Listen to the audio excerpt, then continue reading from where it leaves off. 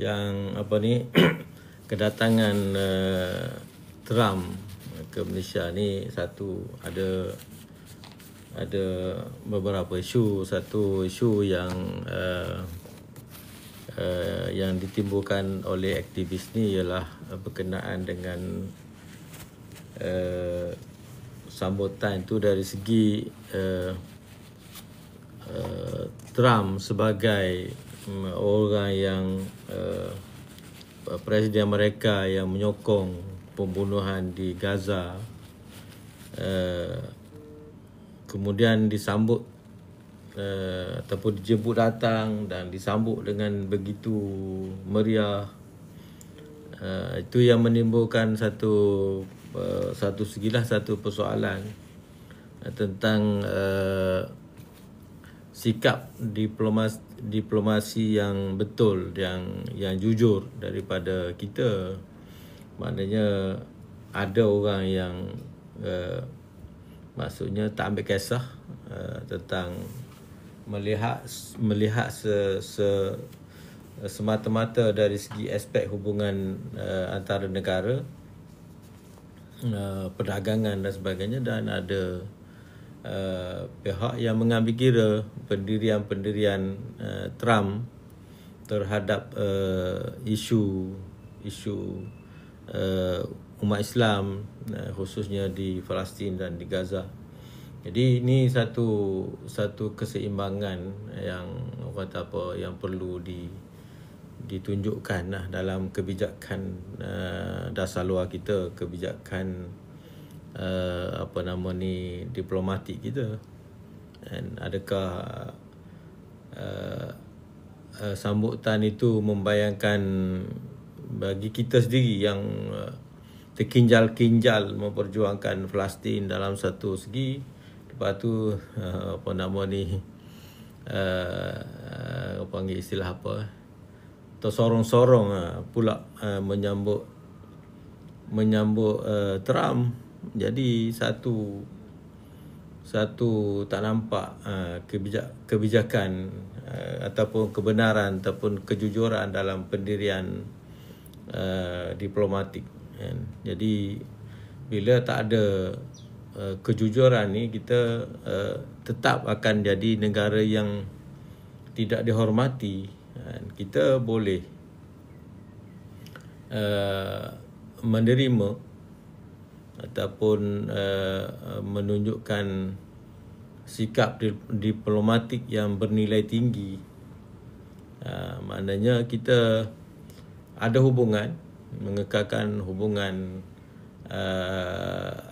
dalam kerangka antarabangsa dan dalam kerangka hubungan antara negara, perdagangan dan sebagainya. Tetapi dalam masa yang sama, kita ada prinsip, kita ada pendirian, kita ada tanggungjawab. Jadi antara dua perkara ini mestilah terzahir dalam kaedah kita menguruskan diplomatik kita. Tapi apa yang menjadi persoalan tu bagi saya lah, maknanya tak muncul keadaan itu, tak kelihatan kebijakan itu. Jadi hak mana satu betul tah pendirian kita? Adakah kita betul di waktu mana kita menyokong perjuangan rakyat Palestin dan berdiri teguh di atas dasar keadilan dan undang-undang, hatta undang-undang antarabangsa, dan bukan lagi prinsip-prinsip agama Islam kita, tapi dalam undang-undang antarabangsa pun tak nampak kukuh, tak nampak tegas. Kalau kita betul-betul tegas, kita cerminkan dalam pendirian kita, macam setengah-setengah negara Eropah yang kelihatan begitu tegas dan begitu memperlihatkan pendirian-pendirian mereka apabila mereka berpegang kepada keadilan, keadilan sejagat, di mana orang yang zalim mesti ditentang, orang yang dizalimi berhak mendapat pembelaan, orang yang hartanya, tanahnya dirampas berhak untuk kembali ke tanah air mereka dan membebaskan negara mereka. Jadi ini prinsip-prinsip keadilan, dan prinsip-prinsip keadilan ni keadilan sejagat, ya, keadilan sejagat yang diterima oleh konvensyen-konvensyen antarabangsa dan sebagainya. Jadi ini prinsip ni mesti muncul dalam kepemimpinan kita, dalam dasar kita, dalam dasar luar kita dan hubungan diplomatik kita dan sebagainya. Tapi kalau kita tengok cara kita, kalau bahasa orang kampung kita tengok bulu, kan? Nampak bulu macam mana terkinjal-kinjal dan sebagainya. Mana prinsip, mana perjuangan, mana apa benda tah. Jadi benda macam ni lah yang menyebabkan orang hormat kita. Maknanya bila kita walaupun ada bermusuhan dengan ataupun tidak bersetuju dengan, berbeza dengan pihak yang lain, tapi persetujuan kita itu berdiri di atas prinsip dan hak musuh kita yang tak bersetuju dengan kita akan hormat pandangan kita dan pendirian kita walaupun dia tidak bersetuju dengan kita. Dan kerana mereka pun akan menghormati keadilan, akan menghormati kebenaran dan sebagainya. Jadi kalau kita tak ada prinsip, tidak menunjukkan prinsip dalam pendirian kita, dalam dasar-dasar kita, maknanya kita mungkin tidak akan dihormati. Itu dari segi diplomatik dan hubungan antara negara dalam konteks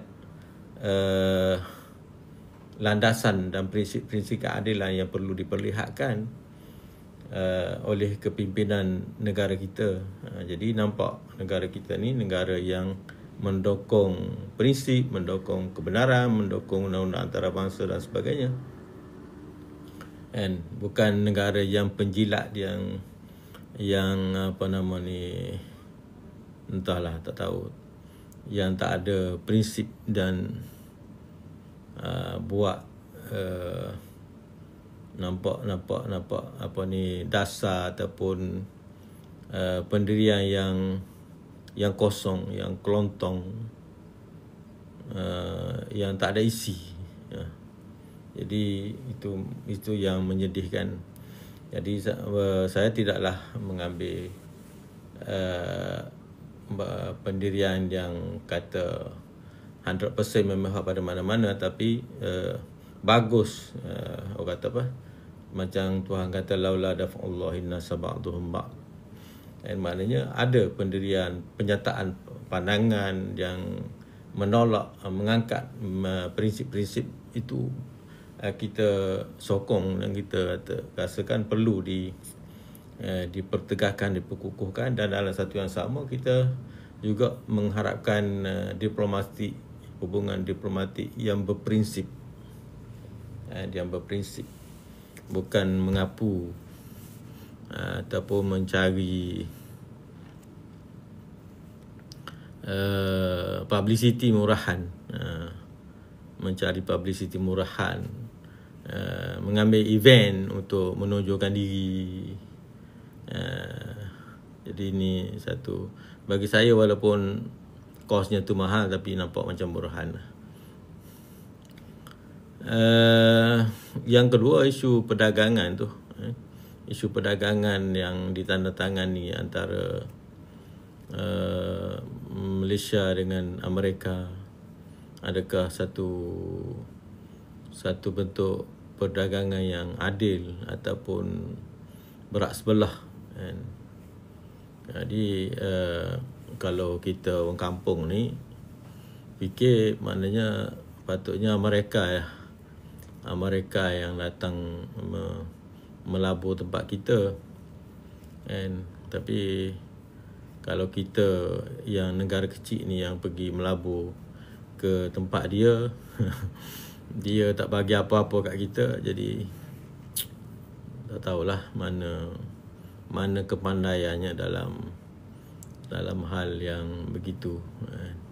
Betul lah, maknanya kita mungkin dapat akses pasaran Amerika itu okey, dan bagus, maknanya satu segi kita dapat akses barang-barang kita dan sebagainya. Cuma adakah barang-barang yang kita dapat akses ke Amerika tu barang-barang kita betul ataupun barang-barang dia juga? Takut produk-produk dia juga yang dibuat di Malaysia dihantar ke Amerika, jadi aksesnya besarlah ke pasaran sana. Jadi itu kita kena ada sesi lain lah untuk mendapat satu yang lebih detail tentang sejauh mana hubungan dua hala itu. Saya masih lagi fobia dengan TTPA dan sebagainya yang selalunya tidak memihak kepada kepentingan negara kita. Mereka hanya meletakkan kepentingan untuk negara mereka saja. Saya tengok secara am, maknanya Amerika ni dia bercakap untuk kepentingan mereka lah. Dia berjuang, dia memaksakan diri dia, kepentingan dia kepada negara-negara lain. Jadi kita ni ialah kalau kita tak bijak ataupun tidak berfikir dengan idea kepentingan nasional, berasaskan kepada kepentingan nasional, kita akan hanyutlah mungkin dengan saiz-saiz perdagangan yang nampak angkanya besar dan nampak angkanya cantik, tapi akhir sekali tidak memihak kepada kepentingan nasional. Jadi itu yang kita kena perhalusi kandungan perjanjian itu dari aspek kepentingan nasional negara kita. Adakah dia membawa kepada keutuhan kekuatan ekonomi nasional secara tempatan, ataupun dia hanya satu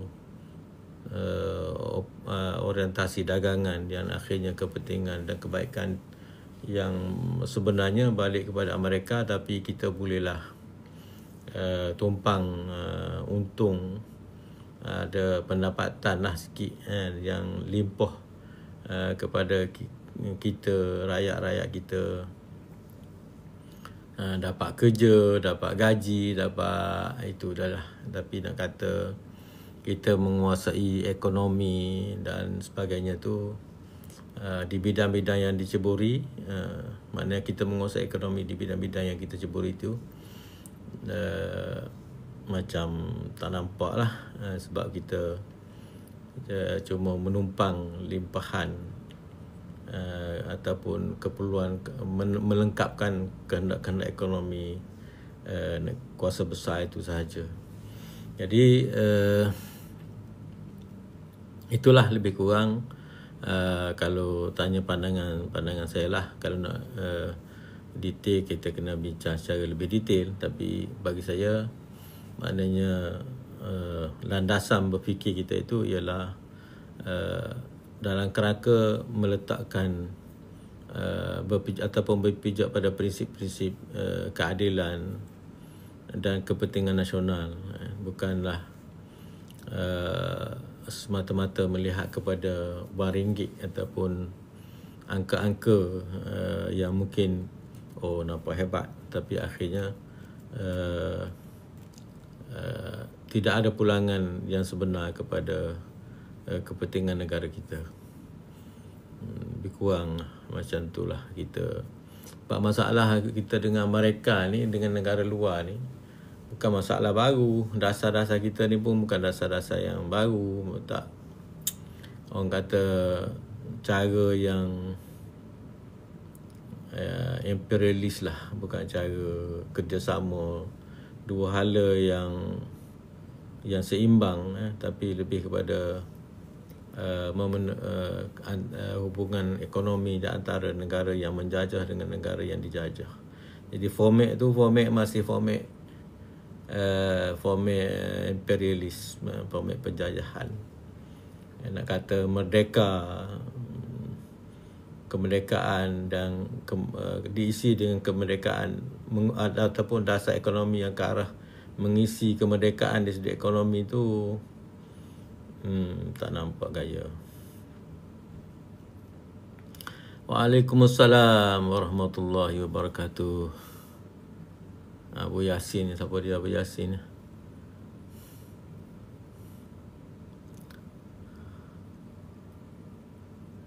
Apa kemungkinan boleh berlaku dalam fasa gencatan senjata ini? Yang ini semalam saya cakap tentang gencatan senjata di Gaza, di Palestin.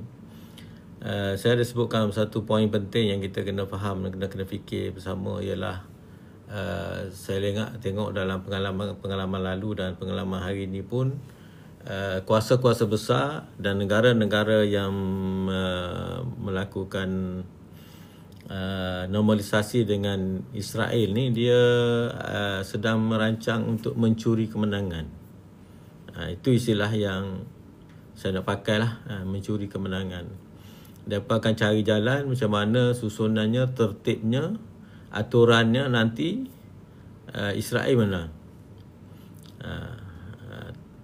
Jadi sama ada benda ni panjang ataupun pendek, saya ingat dia akan ambil masa yang mungkin akan ambil masa yang jangka panjang, sebab untuk mengalahkan Hamas dengan cara kekuatan ni rasanya mereka tak makan cekok lah, tak boleh nak menang. Jadi mereka akan menggunakan cara-cara damai, diplomasi, ekonomi, rundingan dan sebagainya. Akhirnya cuba menelanjangkan rakyat Palestin daripada kekuatan mereka, senjata mereka, dan terjerumus dalam permainan politik damai yang akhirnya yang mereka nak lah, yang akhirnya kita terperangkap masuk dalam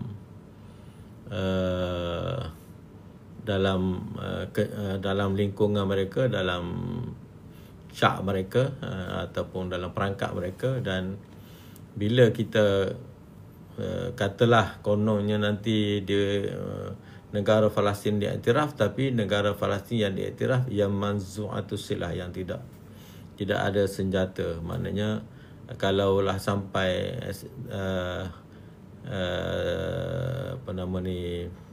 terowong ataupun nafak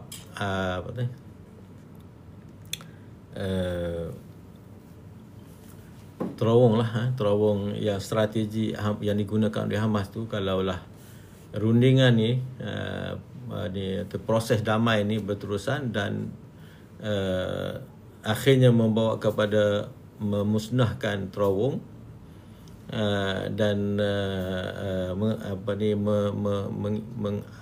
mengenepikan kekuatan persenjataan dan masuk dalam proses demokrasi, proses politik, itu sila air bulan kalau untuk kembali semula kepada perjuangan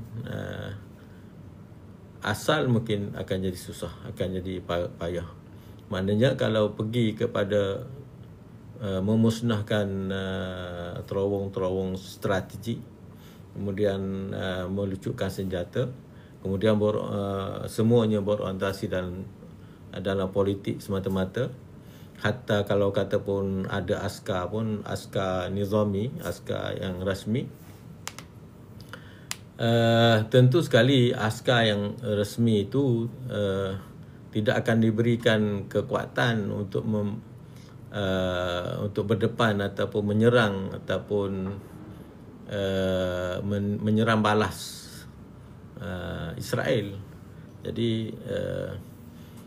Jadi kekuatan yang dibenarkan tu mungkin ada pistol, ada senapan Kalashnikov, semua tu okey lah, mungkin boleh dapat lah. Tapi untuk membebaskan Palestin seterusnya mungkin tak dapat lah. Jadi akan itulah cakaran dia, adakah rakyat Palestin akan berpada dengan hasil perdamaian yang ada ini, ataupun mereka masih lagi menyimpan harapan untuk suatu hari mereka dapat membebaskan negara mereka. Ketindakan Hamas dan Bariq Qassam untuk intervene pencerobohan Zionis ke atas Al-Aqsa yang kini kian hampir runtuh. Saya rasa maknanya ini sekarang ni maknanya tumpuan ialah untuk bernafas lah, untuk mendapat berehat sekejap, memberi nafas kepada rakyat Palestin yang teruk, yang terjejas teruk daripada ni. Saya tak ingat, saya tak jangka Hamas akan mengangkat senjata dalam tempoh yang dekat ini. Jadi mereka perlu memberi waktu untuk rakyat Palestin pulih daripada hentakan yang ataupun tekanan keselamatan yang sangat hebat. Jadi ini satu ini satu keadaan keterpaksaan yang mesti diraih, sebab kezaliman, kekerasan yang dilakukan oleh Israel itu sudah sampai klimaks, maknanya genocide yang maknanya yang sangat dahsyat yang tidak pernah berlaku, mungkin tak dalam sejarah Palestin semenjak daripada tahun 48 lagi, 1948. Jadi ini satu keadaan yang sangat berat lah. Jadi saya fikir mereka akan mengutamakan perdamaian untuk memberikan pernafasan, memberi ruang untuk rakyat Palestin kembali pulih dan sebagainya lah. Jadi apa-apa yang akan dilakukan melalui rundingan-rundingan antarabangsa, menggunakan tekanan-tekanan diplomatik, hubungan politik dan sebagainya. Itulah yang mungkin akan dipakai lah, sebab negara-negara Arab ni sudah boleh katakan berjaya memberi tekanan kepada kuasa besar mereka untuk mengiktiraf, Amerika dan Eropah lah, untuk mengiktiraf isu negara Palestin tu. Jadi di bawah tajuk negara Palestin tu, maknanya bolehlah memberi tekanan-tekanan kepada Israel supaya tidak ataupun meletakkan Israel dalam batas, dalam batas tertentu. Dia tak boleh melampau dalam, walau mungkin dia akan ada bom, tembak dan sebagainya, tapi dia tak akan boleh pergi lebih melampau lagi dalam membuat serangan, pembunuhan, genocide dan sebagainya. Jadi hari ini pun kita nampak, maknanya secara luarannya, maknanya Israel berada dalam keadaan tertekan, maknanya secara diplomatik dan secara politik.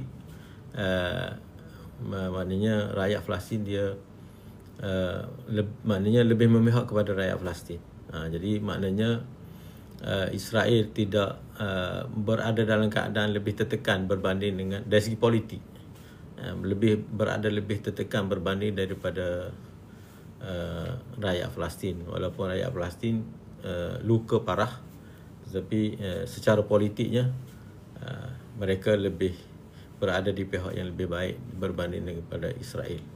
Jadi soalan penting di sini ialah juga dalam rundingan ini ialah bagaimana Hamas dan kelompok-kelompok Palestin ni perlu istismar ataupun eksploitasi keadaan ini ke arah mendapat makasib keuntungan yang lebih kepada perjuangan mereka pada masa akan datang. Maknanya mereka perlu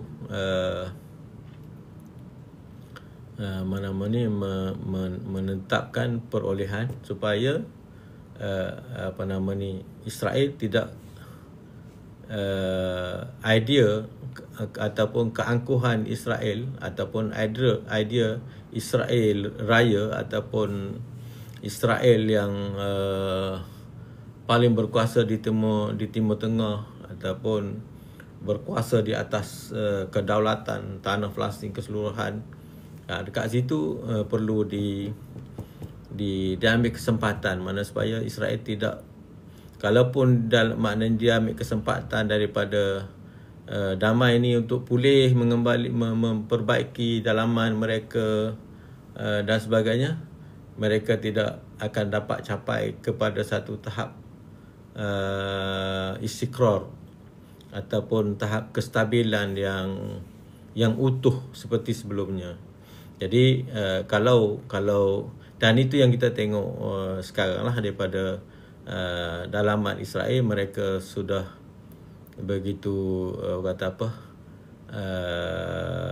rapuh, mereka sudah begitu rapuh dan kita harap untuk pulih semula sebagai Israel yang hebat, kuasa yang digeruni, sekuasa yang berkuasa dan sebagainya di Timur Tengah, tidak akan lagi kembali kepada situasi itu.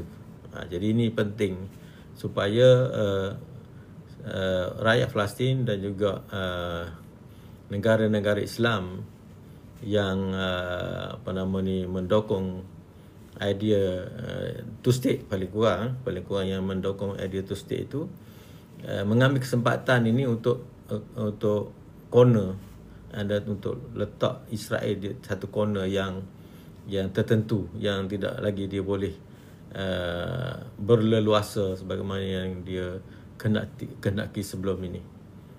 Jadi dia itu satu angle yang saya rasa perlu diambil kesempatan lah.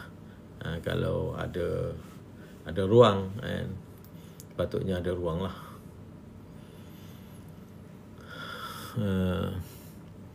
Apa kerajaan Malaysia patut buat sekarang terhadap Gaza dalam fasa dan gencatan senjata ni? Sekarang ni sebenarnya kedudukan negara, soalan dia apa kerajaan patut buat dalam untuk terhadap Gaza dalam fasa gencatan senjata. Sebenarnya kita ni dalam dilema, maknanya kita tak buat benda sebenar. Tak buat benda sebenar. Jadi kita politically ambil kesempatan daripada isu Palestin, tapi tindakan sebenar, real action tu tak nampak. Sama ada kerana kita terlalu taat kepada Amerika dan sekutunya, ataupun kita tidak ada kapasiti yang sebenar sebagai sebuah negara yang dihormati di ASEAN, di OIC dan juga di pentas antarabangsa. Jadi setakat mana kita ni di hubungan dengan negara teluk, convince kita dengan dalam politik Asia Barat. Di mana posisi kita? Kita kena takrif tu. Posisi kita kat mana dalam politik Asia Barat ni? Malaysia ni apa dia punya kedudukan? Kita bolehlah cakap gonggang. Tapi benda yang kita kena define tu, definasikan tu, kita ni tahu mana. Jadi benda ni dia bergerak ni, bercakap secara kasar, bercara geopolitik antara bangsa. Di mana kita duduk di dalam Asia ni, posisi kita dalam Asia ni boleh ke bawa dasar yang menyokong Palestin dalam ASEAN tu saja? Boleh ke? Tu. Mana kalau kita ada kekuatan, betul lah kita nilai ada kekuatan Malaysia ni untuk di peringkat ASEAN ni boleh, ataupun di peringkat negara Islam di ASEAN, ada inisiatif di peringkat negara Islam di ASEAN ni saja, boleh bawa inisiatif untuk membantu bersama, bersatu. Itu kalau ada kita tak nampak lah, yang boleh katakan tak nampak. Kita nampak kita politik kita tu sekadar manfaat, maksudnya kita meloncat-loncat atas pentas. Tapi kita tak saya tak nampak lah mana kita convince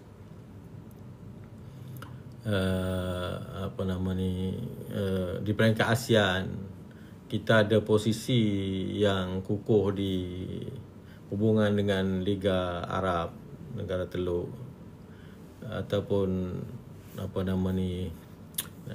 Asia Barat lah, Afrika dan lain-lain lagi. Jadi itulah kalau kita nak tahu apa kapasiti yang boleh kita buat. Kita macam Indonesia, dia walaupun dia bukanlah kuasa besar, tapi dia ada kapasiti rakyat dia dan negara yang besar tu, dia ada kedudukan. Maksudnya bila ada macam baru ni di Sharm el Sheikh tu, Indonesia ada diwakili oleh Indonesia, tapi tidak diwakili oleh Malaysia. Bila tidak diwakili oleh Malaysia ni, maknanya itu saiz Malaysia lah, saiz Malaysia dalam konteks pengaruh dalam isu Asia Barat. Jadi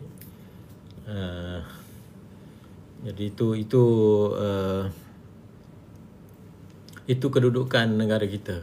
Jadi apa yang kita boleh buat, kena tengok kemampuan kat situ. Kalau kita tak develop kemampuan negara kita untuk memain peranan di peringkat antarabangsa, di peringkat ASEAN, di peringkat OIC, di peringkat Asia Barat dan negara-negara, kita akan tak ada intervensi yang signifikan lah. Tapi kita dalam konteks negara kita pun, kita kena ada juga benda dalam kerangka yang boleh dibuat oleh negara.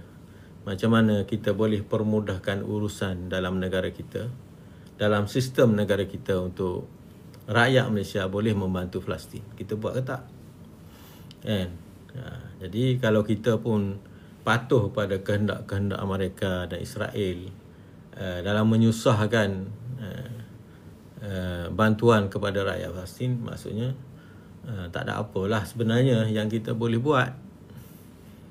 Itu sedih lah sikit nak cakap, tapi itulah kalau kita tengok perkara ini secara ikhlas dan jujur, itulah dia punya keadaan sebenar dia. Saya tak suka bercakap secara sentimen. Kita kena tengok pada fakta. Sentimen orang sukalah, dan terima kasih lah banyak yang sokong, tapi realitinya apa yang dalam ruang yang kita boleh buat, kita pun tak buat, tak mudahkan untuk bantu. Tapi jadi sebenarnya apa, sebenarnya apa? Terima kasih atas pencerahan. Sama-sama. Tak nampak banyak mungkin setengah-setengah tu tak perasan soalan dia. Apa potensi kuasa dan ruang Malaysia untuk bebaskan Palestin? Ada. Dulu zaman Tuan Mahathir dulu, saya ingat sampai hari ni pun Malaysia dihormati kerana dasar-dasar luar yang cantik yang dibuat oleh Tun Mahathir. Maknanya terhadap negara-negara minoriti umat Islam, kita ada dasar sepatutnya macam mana berhubung dalam konteks minoriti umat Islam dan ataupun negara-negara Islam yang terjajah. Kita kena ada dasar yang jelas. Jadi kalau kita bangunkan dasar itu, maka maknanya diplomatik kita akan kita terjemahkan dengan dasar luar kita yang kukuh, yang jelas. Kita dekat situlah yang kita kelabu.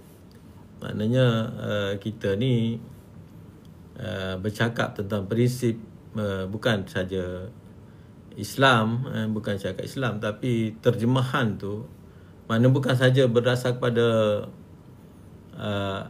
hukum ataupun idea Islam. Maknanya kita ni dalam mafhum prinsip yang diterima oleh masyarakat antarabangsa pun tidak nampak ketegasan ataupun dasar yang menterjemahkan perkara itu. Kita hanya mengadakan hubungan baik, maintain hubungan baik dengan negara-negara, dengan pemerintah-pemerintah, hubungan baik yang rasmi.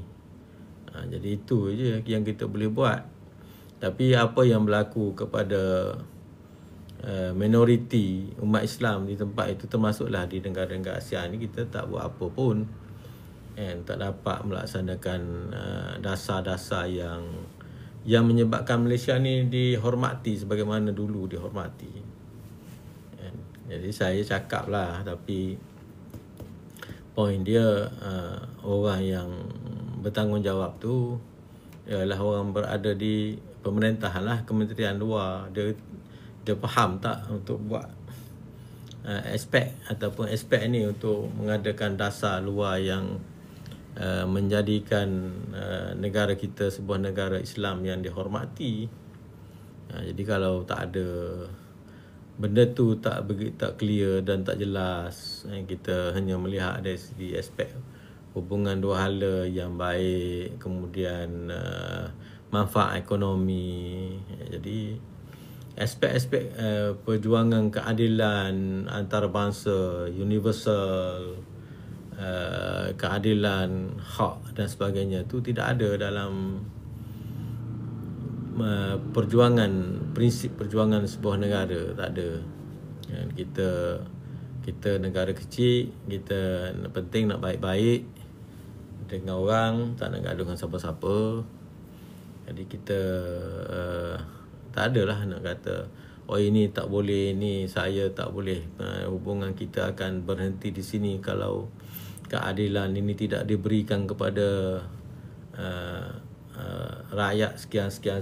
Saya tak terima pembunuhan yang berlaku, pengusiran yang berlaku secara tidak adil itu berdasar bercanggah dengan dasar kita, falsafah negara kita dan sebagainya. Lalu kita ada pendirian lah dekat situ. Tapi ini semua nak dibuat kalau kita punya sebuah negara yang kuat, yang kukuh. Dan kalau negara kita tak kuat dan tidak kukuh, kita tak beranilah mana-mana pemimpin naik pun. Dia yang kena beli, dia kena cucuk hidung kerana tidak mempunyai kapasiti untuk membuat pendirian-pendirian yang sewajarnya. Panjang cerita. Macam mana beres?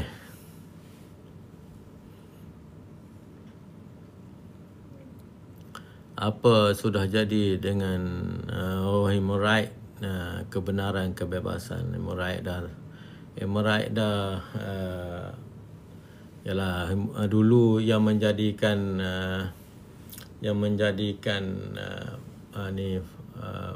nilai kepada pembentukan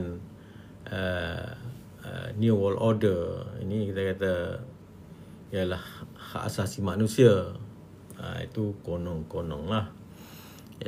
Yang di Blok Barat ni. Blok Barat ni itulah yang dia promosi untuk bina Nizam Alami Jadid. Nizam Alami Jadid yang berasaskan kepada nilai-nilai universal, hak asasi manusia dan sebagainya. Jadi tapi apa yang berlaku kepada Palestin ini adalah merupakan ujian besar lah kepada Nizam ni, Nizam Alami ni.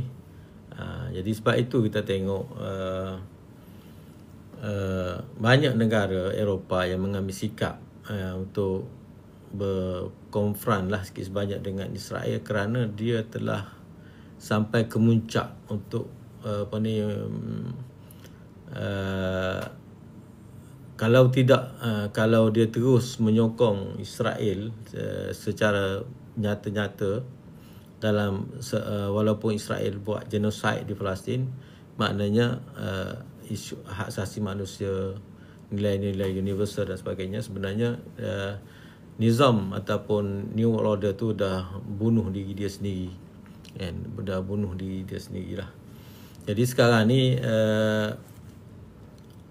walaupun negara-negara, setengah-setengah negara Eropah telah menunjukkan sikap begitu, sebab ialah kalau dia terus sokong Israel, memang hancur lebur lah segala nilai yang menjadi asas kepada penubuhan ataupun berdirinya walaupun berdirinya Nizam ataupun New World Order tu, walaupun kita faham mereka ni munafik je, dan menjadikan itu untuk menyusun negara-negara lain di bawah pengaruh mereka saja. Tapi tak apalah, kita bercakap ni secara jujur lah, cakap jujur. Jadi mereka sebenarnya tak mungkin kalau mereka pergi lebih lagi menyokong Israel, maknanya Nizam Alami itu akan runtuh sendiri, akan musnah sendiri. Jadi sebab itu mereka mengambil sikap, dan mereka pun sebenarnya bagi pandangan saya, dia menghentikan perang ini kerana nak menyelamatkan itu. Kalau dibiarkan keadaan berterusan, maka Nizam Alami itu, New World Order tu sendiri akan runtuh. Dan mungkin peluang untuk berlakunya restructure kepada Nizam antarabangsa ni akan lebih besar. Jadi pengaruh ataupun penguasaan Barat, Amerika dan Barat akan boleh dipetikaikan dan akan muncul, memudahkan kemunculan kuasa lain dalam konteks antarabangsa.